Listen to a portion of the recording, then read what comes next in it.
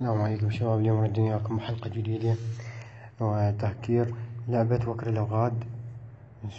على فكرة هذا البرنامج اللي هو اسمه جيم هاكر يحتاج إلى روت، وإن شاء الله بحلقات الجاية أنزل طريقة عمل روت بطريقة سهلة، يعني ما تطول أكثر من 5 دقائق. نبدأ أول ما ندخل على البرنامج، بس أذكر لازم روت تشتغل. يطلع لك هاي الواجهة، دوس ناقص تخليها على صفحة، تدخل على اللعبة.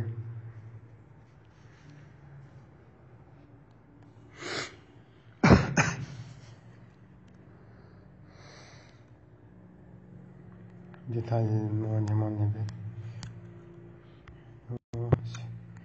نجي دوس على البرنامج راح يطلع لك، تكتب هنا فلوسك ايش قد فلوسك. فلوس 6 7 7 9، يعني 6779 9.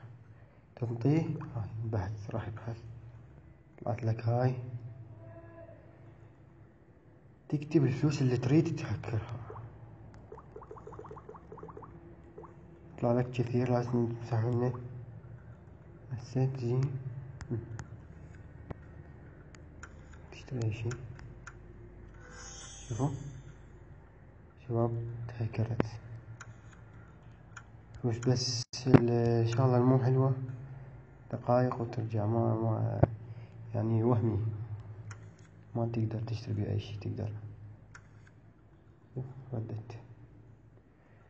إن شاء الله استفادتوا من هاي الحلقة، ونشوفكم بحلقات جاية. يلا هاي.